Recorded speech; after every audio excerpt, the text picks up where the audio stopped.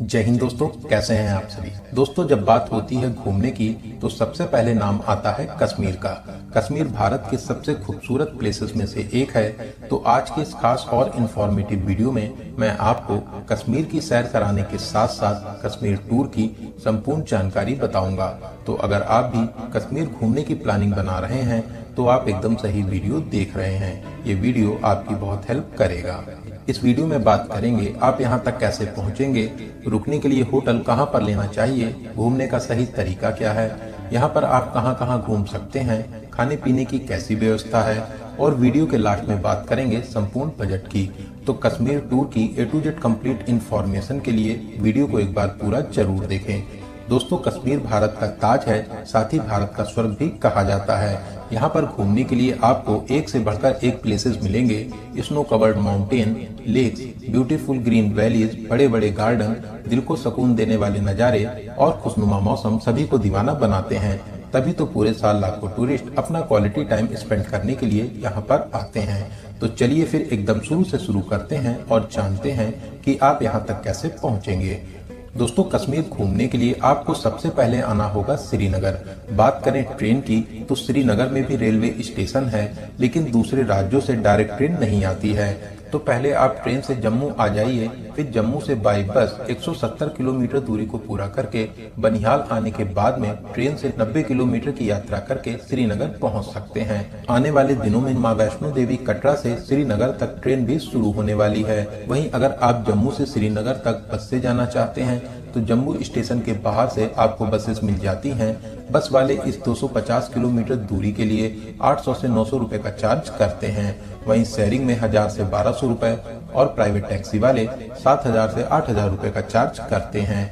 वहीं अगर आप फ्लाइट से जाना चाहते हैं तो श्रीनगर में भी इंटरनेशनल एयरपोर्ट बना हुआ है, जो डल लेक से लगभग 20 किलोमीटर दूरी पर स्थित है। तो कश्मीर घूमने वाले मैक्सिमम लोग पहले माता वैष्णो देवी जी की यात्रा करते हैं, फिर उसके बाद में कश्मीर घूमने जाते हैं। अगर आप माता वैष्णो देवी कटरा से श्रीनगर जाना चाहते हैं तो यहाँ से भी आपको प्राइवेट और शेयरिंग टैक्सीज मिल जाती हैं। आप आराम से माता रानी के दर्शन करने के बाद में कश्मीर घूमने जा सकते हैं। तो चलिए, बहुत सी सुरंगों को पार करते हुए शानदार सफर पूरा करके अब हम लोग पहुंच चुके हैं श्रीनगर। और अब बात करते हैं रुकने के लिए होटल कहां पर लेना चाहिए। दोस्तों, ऐसे तो पूरे श्रीनगर में होटल्स हैं, लेकिन डल लेक यहाँ का मेन सेंटर पॉइंट है। आप डल लेक के 500 मीटर रेंज में कहीं पर भी होटल ले सकते हैं। ममता चौक बेस्ट लोकेशन है। यहाँ पर बजट से लेकर VIP होटल्स मिल जाते हैं। यहाँ पर होटल्स की स्टार्टिंग 1000 से 1200 में हो जाती है। वहीं 1500 से 2000 के बजट में अच्छा सा रूम मिल जाता है। तो चलिए फिर एक अच्छा सा रूम लेने के बाद में अब हम लोग बात करते हैं यहाँ पर घूमने का सही तरीका क्या है। दोस्तों, आपको श्रीनगर पहुँचने में दोपहर या शाम हो जाएगी, तो उस दिन आप अपने होटल में आराम करिए और अगले दिन हम लोग श्रीनगर के लोकल प्लेसेस को कवर करेंगे। अगर आप टूर पैकेज लेके आते हैं तब तो आपके पास में घूमने के लिए कार है। इसके अलावा आप यहाँ पर ऑटो या टैक्सी बुक कर सकते हैं। ऑटो वाले सभी प्लेसेस को कवर कराने के लिए 1200 से 1500 रुपए का चार्ज करते हैं। वहीं टैक्सी वाले 2000 से 2500 रुपए का चार्ज करते हैं। तो चलिए, सबसे पहले हम लोग चलेंगे श्री शंकराचार्य मंदिर, जो डल लेक से लगभग 6 किलोमीटर दूर ऊपर चोटी पर स्थित है। दोस्तों, ये बहुत ही प्राचीन शिव मंदिर है। मंदिर तक पहुंचने के लिए आपको 244 सीढ़ियां चढ़ना रहता है। ऐसा माना जाता है इस प्राचीन मंदिर की स्थापना 8वीं सदी में आदि शंकराचार्य जी ने की थी। यहाँ पर शंकराचार्य गुफा भी है। यहीं पर बैठकर उन्होंने ध्यान और तपस्या की थी। इस प्राचीन मंदिर से पूरे श्रीनगर के बहुत ही प्यारे नज़ारे देखने को मिलते हैं। तो आप यहाँ पर बहुत ही अच्छे तरीके से दर्शन कर सकते हैं।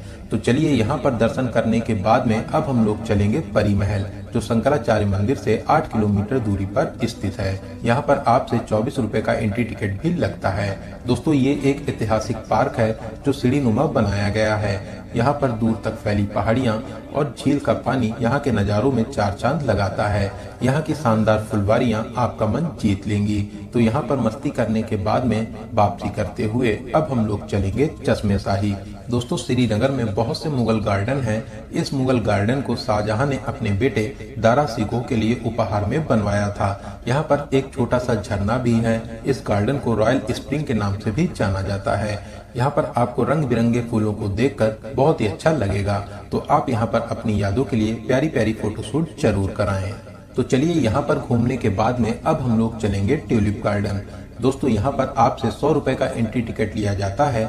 जब आप इस गार्डन में एंट्री करेंगे तो आपको लगेगा कि आप सच में एक अलग ही फूलों की दुनिया में आ गए हैं। इस साल 26 मार्च से इस प्यारे से गार्डन को लोगों के लिए खोला गया है, जो करीब 1 महीने तक खुला रहेगा। 2025 में रिकॉर्ड बनाते हुए यहाँ पर 74 किस्मों के 17 लाख से ज्यादा ट्यूलिप के फूलों को लगाया गया है। दोस्तों सच में यहाँ के नज़ारों का क्या ही कहना, आपको यहाँ पर घूमकर बहुत ही अच्छा लगेगा। दोस्तों इन गार्डन्स के अलावा आप बोटेनिकल गार्डन, निसाद गार्डन और शालीमार गार्डन भी घूमने जा सकते हैं। साथ ही साथ आप यहाँ पर कश्मीरी ड्रेस में अपनी यादों के लिए प्यारी प्यारी फोटोशूट भी करा सकते हैं। तो चलिए इन सभी गार्डन्स में घूमने के बाद में अब हम लोग चलेंगे श्रीनगर के सबसे मेन प्लेस डल लेक में मस्ती करने। दोस्तों डल लेक में बहुत से बोटिंग घाट हैं, आप किसी भी घाट से बोट ले सकते हैं। ऐसे तो यहाँ पर 2 से 3 घंटे के लिए बहुत ज्यादा पैसे मांगते हैं, लेकिन 2 से 3 पर्सन के लिए 800 से 1000 में रेडी हो जाते हैं। आप यहाँ पर बार्गेनिंग जरूर करें। दोस्तों डल लेक में बोटिंग का मजा ही कुछ खास है। यहाँ पर बोटिंग के टाइम पर आप शॉपिंग कर सकते हैं। साथ ही साथ आप यहाँ की फेमस चाय कहवा को जरूर ट्राई करें, इसका टेस्ट भी लाजवाब रहता है। इसके अलावा डल लेक में बड़ी सी फ्लोटिंग मीना बाजार है, जहां से आप कश्मीरी कपड़ों और शॉल की खरीदारी कर सकते हैं। डल लेक में 5 से 6 प्लेसेस हैं, जैसे floating post office, Nehru park, floating Meena बाजार, लिली गार्डन, गोल्डन लेक और 1-2 प्लेसेस को आप कवर कर सकते हैं। वहीं दोस्तों अगर आप चाहें तो कम से कम 1 नाइट का स्टे हाउस बोट में भी कर सकते हैं। डल लेक हाउस बोट के लिए पूरी दुनिया में फेमस है। हाउस बोट की स्टार्टिंग 2000 से 2500 रुपए में हो जाती है। वहीं 15 से 20,000 तक के बजट में आपको यहाँ पर हाउस बोट्स मिल जाती हैं। तो चलिए अब हम लोग शाम को खाना पीना करेंगे। दोस्तों डल लेक के सामने बहुत ही अच्छे प्योर वेजिटेरियन और नॉन वेजिटेरियन रेस्टोरेंट मिल जाएंगे, जहां पर आप हर तरीके का खाना पीना कर सकते हैं। इसके अलावा ममता चौक के पास में भी बहुत से अच्छे रेस्टोरेंट बने हुए हैं। तो चलिए रात में अपने रूम में आराम करेंगे और अगले दिन हम लोग चलेंगे पहलगाम। दोस्तों श्रीनगर से पहलगाम की दूरी लगभग 90 किलोमीटर की है। टैक्सी वाले इस दूरी के लिए 3000 से 3500 रुपए का चार्ज करते हैं। पूरा दिन घुमाने के बाद में शाम को फिर से आपको श्रीनगर में ड्रॉप कर देते हैं। पहलगाम जाने के रास्ते में आपको बहुत से सेब के बाग भी मिलेंगे, तो आप यहाँ पर रुककर ताजे सेबों को जरूर खाइए। तो चलिए आगे का सफर पूरा करते हुए अब हम लोग आ चुके हैं पहलगाम। दोस्तों पहलगाम में घूमने के लिए बहुत से प्लेसेस हैं। आपको यहाँ पर घूमने के लिए यहाँ की लोकल टैक्सी बुक करना होता है। टैक्सी वाले अलग अलग प्लेसेस और डिस्टेंस के हिसाब से फिक्स चार्ज करते हैं। बोर्ड पर सभी रेट लिखे रहते हैं। तो चलिए सबसे पहले हम लोग चलेंगे चंदनबाड़ी, जो टैक्सी स्टैंड से 8 किलोमीटर दूरी पर स्थित है। दोस्तों अगर आप यहाँ पर मिड अप्रैल में आते हैं तो यहाँ पर स्नो मिलने के चांसेस रहते हैं। वहीं मई और जून में यहाँ के नज़ारे भी लाजवाब होते हैं। दोस्तों चंदनबाड़ी वही स्थान है जहां से पवित्र बाबा अमरनाथ जी की पैदल यात्रा शुरू होती है। तो चलिए चंदनबाड़ी में घूमने के बाद में अब हम लोग चलेंगे बैताब वैली। दोस्तों ये प्लेस सच में जन्नत है। यहाँ के बेहतरीन नज़ारों का क्या ही कहना। इस घाटी के बीचों बीच से गुजरने वाली नदी यहाँ की खूबसूरती को और बढ़ाती है। यहाँ पर आप कुछ देर बैठकर सुकून भरे पलों को बिता सकते हैं। दोस्तों यहाँ पर बेताब मूवी की शूटिंग हुई थी, इसीलिए इस प्लेस को बैताब वैली कहते हैं। इसके अलावा आप यहाँ पर आरू वैली भी घूमने जा सकते हैं। आरू वैली भी पहलगाम का मेन टूरिस्ट पॉइंट है। दोस्तों पहलगाम में बहुत से प्लेसेस को आपको घोड़े के माध्यम से जाना होता है। घोड़े वाले 1300 से 1500 रुपए का चार्ज करते हैं। आप बैसरन वैली, जिसे मिनी स्विट्जरलैंड ऑफ इंडिया भी कहा जाता है, इसके अलावा 3 से 4 और प्लेसेस को कवर कर सकते हैं। सभी प्लेसेस को कवर करने के लिए यहाँ पर आपको कम से कम 1 नाइट का स्टे जरूर बनाना चाहिए। यहाँ पर बहुत से होटल्स भी बने हुए हैं। होटल्स की स्टार्टिंग 1000 से 1500 रुपए में हो जाती है। आप अपने बजट के हिसाब से यहाँ पर होटल ले सकते हैं। तो चलिए अब हम लोग वापसी करते हुए फिर से श्रीनगर आ जाएंगे। रात में हम लोग अपने होटल में आराम करेंगे और अगले दिन हम लोग चलेंगे सोनमर्ग। दोस्तों श्रीनगर से सोनमर्ग की दूरी लगभग 80 किलोमीटर की है। टैक्सी वाले पूरे दिन के लिए 3000 से 3500 रुपए का चार्ज करते हैं। सोनमर्ग जाने का रास्ता बहुत ही प्यारा है। साथ ही साथ हाल में ही यहाँ पर नया टनल भी बनाया गया है।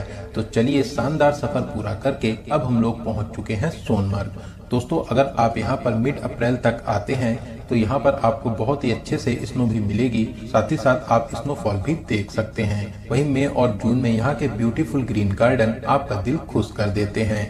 यहाँ का मेन प्लेस थाजीवास ग्लेशियर है। यहाँ पर मई जून में भी आपको स्नो मिल जाती है। सोनमर्ग टैक्सी स्टैंड से थाजीबास ग्लेशियर की दूरी 4 से 5 किलोमीटर की है, जिसे आप पैदल या घोड़े के माध्यम से पूरा कर सकते हैं। घोड़े वाले 700 से 800 रुपए का चार्ज करते हैं। यहाँ पर आप बार्गेनिंग जरूर करें, क्योंकि यहाँ पर रेट्स बहुत ज्यादा हाई फाई बताते हैं। रास्ते में 3 से 4 पॉइंट पड़ते हैं। यहाँ पर बजरंगी भाईजान मूवी के अलावा और भी बहुत सी मूवीज की शूटिंग हुई है। दोस्तों इसके अलावा थाजीबास ग्लेशियर के पास में आप बहुत सी स्नो एक्टिविटीज भी कर सकते हैं। यहाँ पर घूमने के बाद में आप अगर चाहें तो 0 पॉइंट घूमने भी जा सकते हैं। तो चलिए, सोनमर्ग में पूरा दिन मस्ती और घूमने के बाद में अब हम लोग वापस श्रीनगर आ जाएंगे। अगले दिन हम लोग चलेंगे गुलमर्ग। दोस्तों श्रीनगर से गुलमर्ग की दूरी 55 किलोमीटर की है। टैक्सी वाले इस दूरी के लिए 2500 से 3000 रुपए का चार्ज करते हैं। गुलमर्ग अपने बड़े बड़े घास के मैदानों और घाटी के लिए बहुत ज्यादा फेमस है। इसके अलावा यहाँ पर आपको गर्मियों में भी स्नो मिल जाती है, लेकिन आपको गंडोला की राइड करके सेकेंड फेज पर जाना होता है। वहीं अप्रैल लास्ट तक यहाँ पर नीचे भी स्नो मिल जाती है। यहाँ पर प्राचीन शिव मंदिर भी है, आप यहाँ पर दर्शन जरूर करें। तो गुलमर्ग घूमने के बाद में आप श्रीनगर आ जाइए। आप चाहें तो शाम को जम्मू के लिए वापसी कर सकते हैं। इसके अलावा अगले दिन आप जम्मू और फिर अपने शहर के लिए वापसी कर सकते हैं। तो चलिए अब हम लोग बात करते हैं कश्मीर घूमने का सबसे अच्छा समय कौन सा रहता है। दोस्तों अप्रैल, मई और जून यहाँ पर घूमने के लिए सबसे अच्छा समय रहता है। वहीं अगर आप अप्रैल में यहाँ पर घूमने आते हैं तो अप्रैल में आपको यहाँ पर स्नो के साथ साथ हरी भरी वादियां भी देखने को मिलती हैं। तो चलिए बात करते हैं आपको कितने दिनों का टूर प्लान बनाना चाहिए। तो आपको कम से कम 5 डेज और 4 नाइट का प्लान जरूर बनाना चाहिए। इसके अलावा 6 डेज और 5 नाइट का प्लान भी बना सकते हैं। दोस्तों यहाँ पर एक बात का विशेष ध्यान देना रहेगा, अगर आप गर्मियों में भी आ रहे हैं तो आप अपने साथ में 1-2 गर्म कपड़े जरूर लाएं। इसके अलावा जैसे ही आप जम्मू कश्मीर स्टेट में एंट्री करते हैं, आपकी अदर स्टेट की सिम बंद हो जाती है, तो आप जम्मू रेलवे स्टेशन के बाहर से सिम ले सकते हैं। जियो और एयरटेल के नेटवर्क पूरे जम्मू कश्मीर में बहुत ही अच्छे से आते हैं। तो चलिए अब हम लोग बात करते हैं सबसे जरूरी क्वेश्चन, बजट की। कितने बजट में आप इस प्यारे से टूर को कवर कर लेंगे। दोस्तों अगर आप 2 से 3 लोग हैं और आप 5 डेज और 4 नाइट का प्लान बनाते हैं, तो फिर आप मान के चलिए 35,000 से 40,000 प्लस ट्रेन टिकट, इतने बजट में बहुत ही अच्छे तरीके से इस प्यारे से टूर को कवर कर लेंगे। तो चलिए दोस्तों, यहाँ पर मैंने आपको कश्मीर टूर से रिलेटेड हर एक छोटी बड़ी जानकारी को बहुत ही अच्छे और सही से देने की पूरी कोशिश की है। अगर फिर भी आपके कोई क्वेश्चन रह जाते हैं तो आप हमें कमेंट के माध्यम से पूछ सकते हैं। दोस्तों आपको ये वीडियो कैसा लगा और आप इस वीडियो को कहाँ से देख रहे हैं, कमेंट बॉक्स में जरूर बताइएगा।